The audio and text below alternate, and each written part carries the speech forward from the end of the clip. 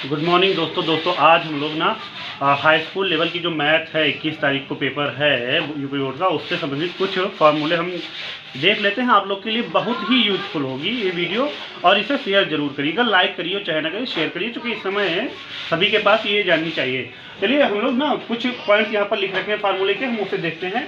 पहला है linear equation का है, तो लीनियर इक्वेशन अगर हमें पहचानना है तो वन वेरिएबल का अगर इक्वेशन है तो उसमें एक वेरिएबल ये एक्स होगा। ये क्या है आपका एक वेरिएबल है, ये ए और बी आपका कांस्टेंट है, क्या है कांस्टेंट, लेकिन एक्स क्या है आपका वेरिएबल। और जब यहाँ पूछा गया टू वेरिएबल तो देखो एक्स और वाई, यानी A X plus B Y plus C equal to 0। और जब थ्री वेरिएबल्स की बात की जाएगी तो A X plus B Y plus C Z, ये देखो ये तीन आ गए, ए बी सी डी यहाँ पर आपका कांस्टेंट है, उससे कोई मतलब नहीं है। फिर आपका आता है अगला जो चैप्टर आता है pair of linear equation in two variables. उसमें पेयरिंग होती है, पेयर मतलब कम से कम दो इक्वेशन तो होंगे ही होंगे। देखिए एक इक्वेशन ये लिखा है a1x plus b1y plus C equal to 0, a2x plus b2y plus C equal to 0। इसका फार्मूला होता है एक a1 a2 equal to b1 b2 equal to c1 c2। इसमें होता है कभी ये बराबर हो जाता है, ये दोनों बराबर हो जाते हैं, कभी ये दोनों आपस तीनों बराबर रहते हैं, कभी ये तीनों नहीं बराबर होते हैं। तो ये केस की बात है, तो ये बात की बात है, ठीक है। फिर अब हम आते हैं, हम यहाँ पर सिर्फ फार्मूले को समझेंगे, इसका आपका बहुत ही ज्यादा यूज है। फिर क्या है आपका क्वाड्रेटिक इक्वेशन है A X square plus B X plus C equal to 0, ये हो गया आपका। फिर रूट्स है फार्मूला, देखिए अगर रूट निकालना है उसका हमें दो, ये कितना लिखा हुआ, दो लिखा हुआ है, यानी इस वाले फार्मूले का इस क्वाड्रेटिक इक्वेशन के दो सोल्यूशन आएंगे, हमने ये लिख रखा है। x equal to minus B plus minus, ये आपका दो सोल्यूशन होता है, under root B square minus 4ac upon 2a।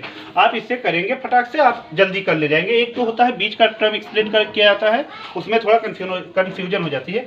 Discriminant लिखा हुआ ये चीजें d equal to B square minus 4ac, इससे हम किसी भी मतलब किसी भी इक्वेशन को ये चेक कर पाते हैं कि उसके वेरिएबल्स जो उसके जो रूट्स हैं वो आपके रियल हैं या रियल नहीं है या इक्वल है। तो अगर ये इसकी वैल्यू 0 से बड़ी आती है तो रियल और डिफरेंट होते हैं, अगर इसकी वैल्यू 0 से छोटी आती है तो इसके रूट ही नहीं एग्जिस्ट करते हैं, और अगर इसकी वैल्यू 0 के क्या आती है इक्वल आती है तो कहेंगे कि इसके रियल रूट तो हैं लेकिन दोनों क्या हैं सेम है। यहाँ पर देखिए फिर क्या है आता है आपका सम ऑफ रूट्स, यहाँ पर सम ऑफ रूट्स क्या है आपका माइनस बी बाई ए, यहाँ से हम ढूंढ लेंगे और उठाकर रख देंगे, हमें सम मिल जाएगा। फिर प्रोडक्ट ऑफ रूट अगर आ गया, ये आ गया, तो इसके बाद हम नीचे एक चीज़ नहीं लिखना भूल गए, हम देख लेते हैं। अगर कोई फार्मूला आपको बनाने को दे देता है कि एक क्वाड्रेटिक इक्वेशन बनाइए, तो हम क्या करते हैं, उसका फार्मूला होता है X square minus sum of roots, फिर हम यहाँ एक्स लिखते हैं plus product equal to 0। Product of root, ये वाली वैल्यू यहाँ लिख दी जाएगी और ये वाली वैल्यू यहाँ लिख दी जाएगी, और हमारा क्वाड्रेटिक इक्वेशन क्या हो जाएगा बन जाएगा। ये आपका हो गया, तो यहाँ तक हम आ गए। अब इधर आ जाते हैं, फिर हम एपी में आगे अरिथमेटिक प्रोग्रेशन, मतलब हिंदी में अगर बोले तो समांतर श्रेणी बोलते हैं इसे। ये आपके टर्म मतलब उसमें है नहीं, हो सकता है सम निकालने को आ जाए, तो हम फिर भी जानते हैं अगर nth टर्म निकालने को कहता है तो हम फार्मूला लगाएंगे A N equal to A plus N minus 1 into D, जहाँ पर ए आपका फर्स्ट टर्म है, डी आपका यूनिवर्सल वो है डिफरेंस है, एन आपका नंबर ऑफ टर्म्स है। फिर सम ऑफ द फर्स्ट टर्म, इसके दो फार्मूले होते हैं, अगर हमें दिया हो यूनिवर्सल डिफरेंस दिया हो तब हम ये फार्मूला लगाएंगे, अगर लास्ट टर्म दिया हो तो हम ये फार्मूला, एल मतलब लास्ट टर्म होता है। चल ठीक है, वो तो हो ही गया। फिर क्या है टेग्नोमेट्री में जब हम आ जाते हैं तो भी हम देखते हैं कुछ चीज़ें आपको याद रखनी पड़ेंगी। आपके क्वेश्चन में आएगा साइन 90 माइनस थीटा अगर कहीं यूज हो रहा है तो हम क्या लिखेंगे कॉस थीटा, और कॉस वाला इसी का जस्ट उल्टा है, अगर कॉस 90 माइनस थीटा हो जाएगा तो साइन थीटा हो जाएगा, ठीक है। tan 90 माइनस थीटा अगर लिखा है तो कॉट थीटा हो जाएगा, ये कॉट है, और कॉट 90 मतलब एक दूसरे का ये उल्टा है। देखिए सेक 90 माइनस थीटा तो कॉसेक, और कॉसेक 90 माइनस थीटा तो सेक। चलिए ठीक है, ये हो गया। ये तीन आपकी तीन प्रॉपर्टीज लिखी हुई है, आपको याद रखना पड़ेगा। Sine square theta plus cos square theta equal to 1, शायद ये प्रूफ करने को भी आ जाए इस बार। Sec square theta minus tan square theta equal to 1, ये तो आपकी दूसरी है। ये cosec square theta minus cot square theta equal to 1, ये आपका हो गया टेग्नोमेट्री वाला पोर्सन। अब हम आते हैं सर्किल में, आते हैं नीचे देखिए, तो ये क्या है, अगर सर्किल पूछा तो सर्कमफेरेंस पूछा। सर्कमफेरेंस को हम पेरीमीटर भी बोलते हैं, मतलब अगर किसी और दूसरा स्ट्रक्चर है तो पेरीमीटर बोलेंगे, अगर सर्किल है तो सर्कमफेरेंस बोलेंगे। क्या फार्मूला होता है 2 पाई आर। अगर सर्किल का एरिया निकालने को दे देता है तो पाई आर स्क्वायर, ठीक है। Area of the sector of the angle, आपका ऐसे इस तरीके से होगा, ऐसे है यहाँ से ये इतने का, ये अगर ये चीज दिया हुआ इतने का एरिया अगर आपसे पूछ रहा है तो इसे सेक्टर बोलते हैं। क्या बोलते हैं? सेक्टर। तो क्या लगाएंगे? Theta by 360 pi R square. आपका थीटा की वैल्यू यहाँ पर दी होगी, ठीक है। Length of an arc of a sector. अब ये मान लो इतने का लेंथ पूछता है, ये चीजें, तो उसके लिए क्या है formula? Theta by 360 2 pi R. क्या चीजें है? 2 पाई आर। सर्कमफेरेंस ही तो ये पूछ रहा है। ओके, हम नेक्स्ट और भी चीजें लेकर आते हैं। अब हमने बोर्ड को इरेज कर लिया है, दोबारा से हमने कुछ और फार्मूले लिख रखे हैं। सरफेस एरिया एंड वॉल्यूम का फार्मूला है, थोड़ा सा देखते हैं। या टीएस से total surface area of A cuboid, अगर ये पूछता है 2LB + BH + HL। फिर क्या है? वॉल्यूम ऑफ क्यूबॉइड आपका LBH हो जाएगा, L × B × H। Surface area of sphere अगर कहता है तो आपका 4 पाई आर स्क्वायर। अगर हेमी स्फीयर कहता है तो आप लिखेंगे 2 पाई आर स्क्वायर, लिखने हेमी स्फीयर के लिए है। फिर वॉल्यूम ऑफ स्फीयर आपका 4/3 पाई आर क्यूब, ये ठीक हो गया। फिर curve surface area of cylinder 2 pi R H. फिर क्या? Volume of cylinder pi R square H, ये आपका हो जाएगा। फिर स्लैंट हाइट, और स्लैंट हाइट जो होती है आप यहाँ देखेंगे इन चीज़ों में होती है, यानी कोन में होती है। कितने होती है? इस वाली हाइट को हम स्लैंट हाइट बोलते हैं।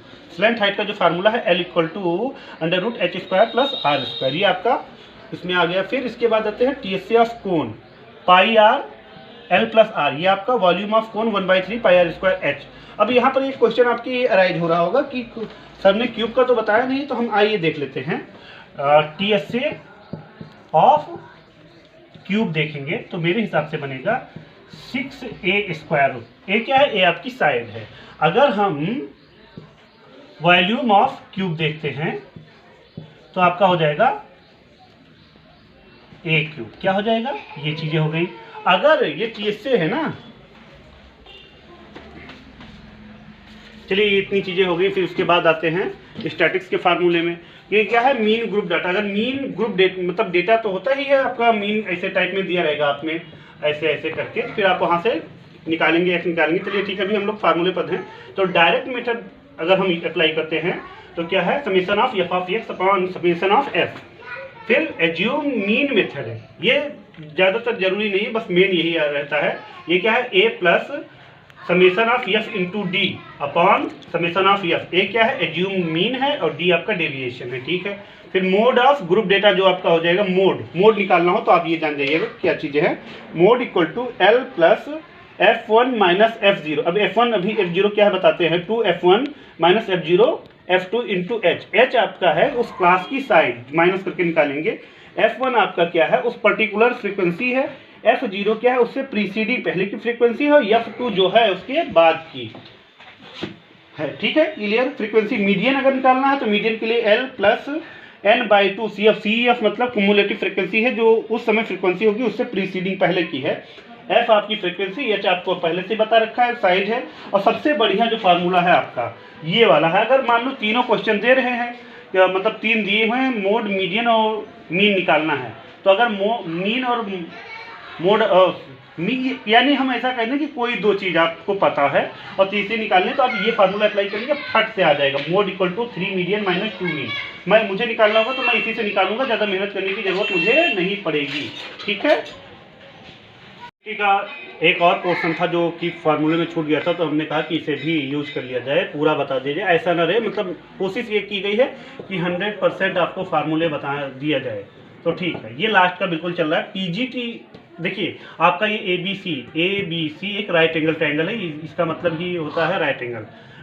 यहाँ पर B से ये ना समझिए, B मतलब बेस होता है, P मतलब परपेंडिकुलर होता है, H मतलब हाइपोटेन्यूज होता है। तो ये PGT हमने लिख रखा है, पाइथागोरस थ्योरम। क्या है? H² = P² + B²। सबसे बड़ी साइड का जो स्क्वायर होगा अगली छोटी साइड के स्क्वायर के सम के इक्वल होगा, ठीक है। तो ये आपका हो गया, इसे आप यूज करना ही करना पड़ेगा आपको। फिर साइन थीटा = होता है P/H, perpendicular upon hypotenuse. Cos theta = होता है बेस अपॉन हाइपोटेन्यूज, और टेन थीटा = होता है परपेंडिकुलर अपॉन बेस। देखिए साइन का उल्टा होता है कॉसेक, तो ये P/H था तो ये H/P हो गया।